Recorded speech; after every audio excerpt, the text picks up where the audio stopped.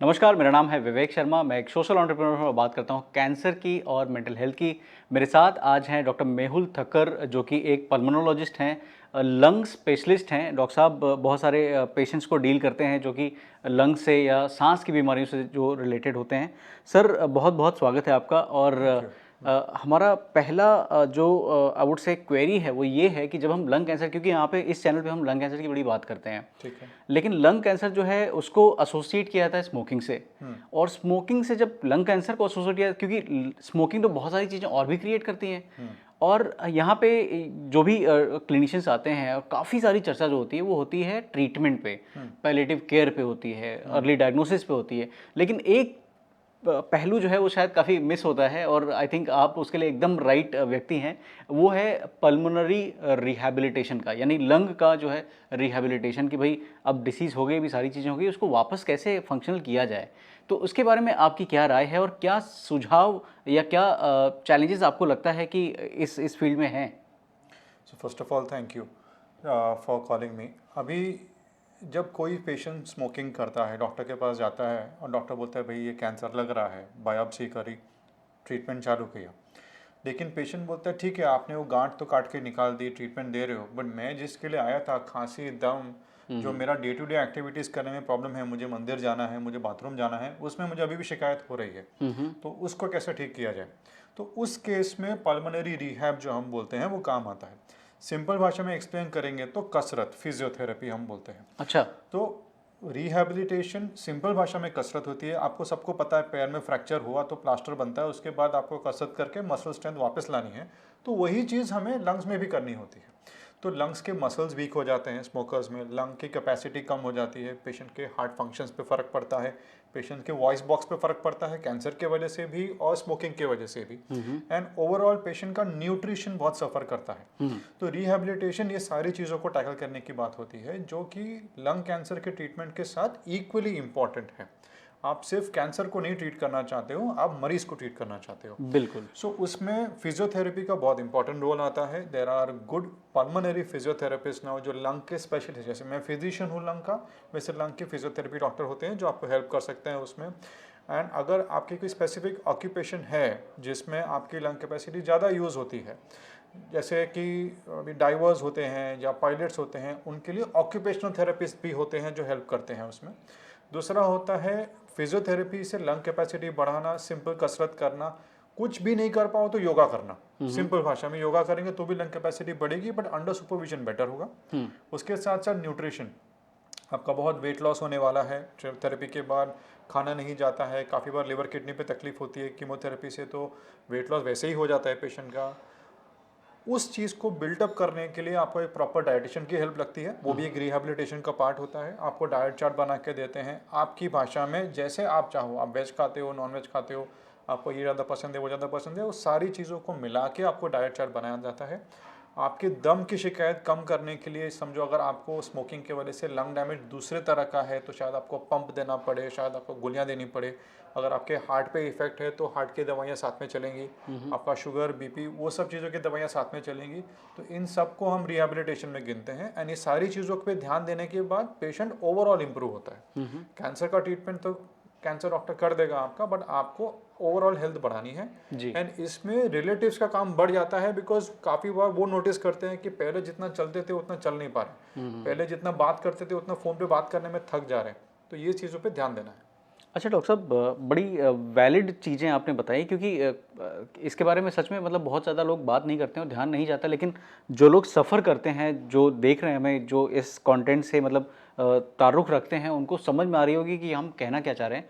लेकिन एक बड़ी अड़चन सी मुझे ऐसा लग रहा है, मेरा मे बी एक आउटसाइडर पर्सपेक्टिव ये है कि एक तो पहले जो है उनको एक ऑन्कोलॉजिस्ट के पास में जाना होता है, प्लस जैसे मान लीजिए कि वो पल्मोनरी रिहैब में, क्लिनिक में, जैसे आपके यहाँ, आपके जैसे डॉक्टर के यहाँ पे आते हैं, तो अब उसमें डाइटिशियन कैसे वो देखें, जो फिजियोथेरेपिस्ट होते हैं, पल्मो फिजियोथेरेपिस्ट होते हैं, तो ये सारी चीज़ें मिलती कहाँ हैं? मतलब क्या ऐसा कोई एक यूनिक सेटअप है जहाँ पे एक जगह पे सारी सर्विसेज जो है पेशेंट्स को मुहैया कराई जा सके? सो नॉर्मली कैसा होता है कि जो भी हम कहते हैं कॉरपोरेट या टर्शरी लेवल केयर हॉस्पिटल्स, अगर हम मुंबई में बात करें तो हमारे पास गवर्नमेंट में KM, साइन, JJ नायर है।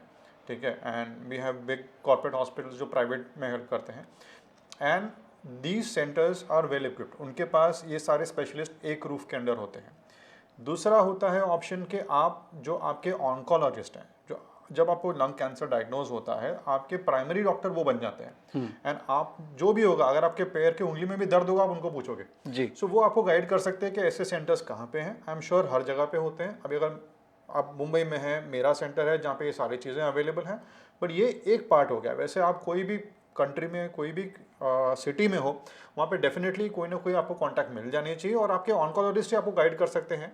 It may not be in the same building if there is no tertiary care. अगर आपके पास कोई बड़ा हॉस्पिटल नहीं है पास में, हो सकता है आपको एक क्लिनिक इधर जाना पड़े, एक क्लिनिक दूसरी गली जाना पड़े, लेकिन ये वर्थ इट है। एंड पोस्ट कोविड के बाद बहुत सारी चीज़ें भी वीडियो कंसल्टेशन से भी हो जाती हैं। सो आपको 1 या 2 विजिट शायद फिजिकली करना पड़े, फिर अलग अलग जगह पे आप वीडियो कंसल्ट से भी टच में डॉक्टर के रह सकते हो। सो वो चीज़ पॉसिबल है।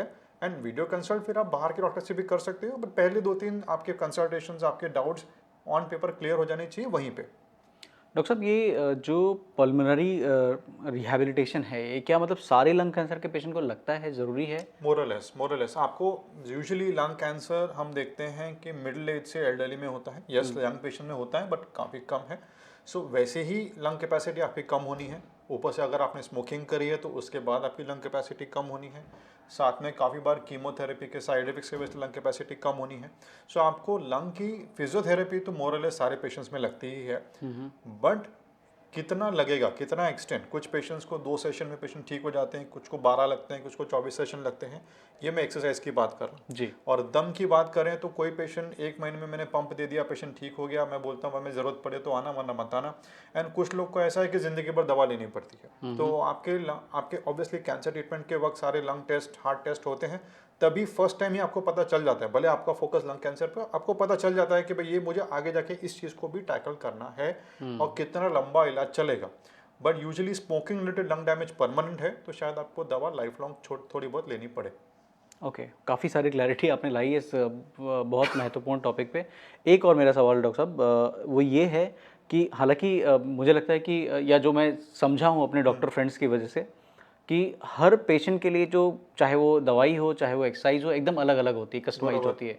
लेकिन तो भी क्या मतलब कोई ऐसे 3-4 ऐसी चीज़ें हैं, कुछ एक्सरसाइज या समथिंग लाइक जो आप जिसको आप रिहैब में काउंट करते हैं और वो पेशेंट कर सकते हैं घर, क्योंकि बहुत सारे लोगों के पास कई बार एक्सेस नहीं होता है। एक्सेस नहीं होता है। सो सिंपल एक्सरसाइजेज लंग के लिए हम बोलते हैं एरोबिक एक्सरसाइजेज, या उनको बोलते हैं कि हम strength training exercises, not the gym वाली एक्सरसाइज, वजन उठाने की ज़रूरत नहीं है, बट सिंपल एक्सरसाइजेज होती हैं। जो सबसे सिंपल है ब्रिस्क वॉकिंग, जो हम सब कर सकते हैं। अगर साइकिलिंग अवेलेबल है तो cycling is good for the lungs, जितना पेशेंट से हो सकता है उतना।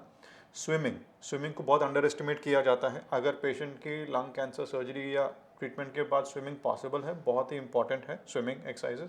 दूसरे होते हैं ब्रीदिंग एक्सरसाइजेज, सबसे ज़्यादा हमें तो योगा से ही मिली है। सिंपल अनुलोम विलोम है, कपाल भारती है, हम जो एब्डोमिनल ब्रीदिंग एक्सरसाइजेस करते हैं। काफ़ी बार हम सिंपल डीप ब्रीदिंग करते हैं, लंबा सांस लेके मुंह को छोटा करके, इसको हम पर्सनल ब्रीदिंग बोलते हैं। इतनी सिंपल एक्सरसाइजेस भी अगर कोई पेशेंट करता है, कुछ पेशेंट्स शंख बजाना शुरू कर जाते हैं, अवेलेबल है शंख बजा रहे हैं, कुछ लोग फुग्गा फुलाना शुरू कर देते हैं। ये सिंपल एक्सरसाइज आप घर पे भी कर सकते हैं। Right. And this can help. Amazing, thank you so much doctor साहब। आप सुन रहे थे मुझे, यानी कि विवेक शर्मा, सोशल एंटरप्रेन्योर को, विद डॉक्टर मेहुल ठक्कर, जो कि एक पल्मोनोलॉजिस्ट हैं और मुंबई में रहते हैं। Thank you so much. Thank you sir.